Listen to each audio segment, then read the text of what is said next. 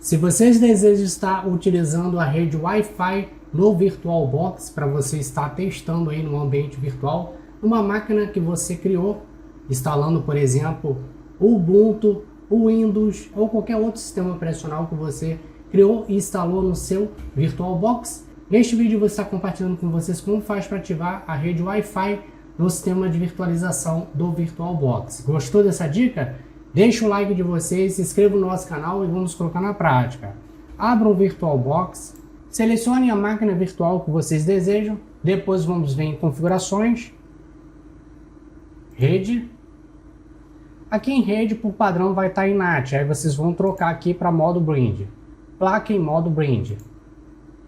Em nome, vocês vão selecionar a placa de rede Wi-Fi de vocês.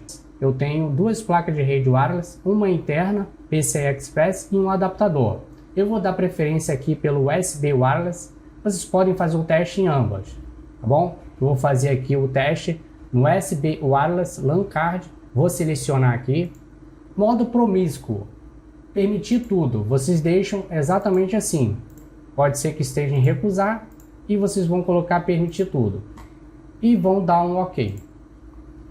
Se vocês iniciarem a sua máquina virtual e não funcionarem, vocês vão fazer o seguinte, vão acessar aqui novamente configurações, vão clicar em USB, então vocês vão escolher aqui a tecnologia, controlador USB 2.0, eu vou escolher esse padrão aqui mesmo, vamos vir até o sinal de mais para a gente adicionar o nosso adaptador de rede, geralmente é seguido de 802.11 NWLAN, seleciona ele já vai ficar aqui adicionado, vamos dar um OK. Desta maneira vocês vão estar utilizando o seu adaptador de rede Wi-Fi USB pela tecnologia USB aqui do VirtualBox, simples assim.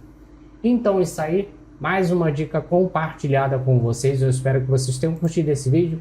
Se gostou, deixe o joinha de vocês, se inscreva no nosso canal para ficarem por dentro de todas as novidades. Nos encontramos até a próxima dica e tchau pessoal!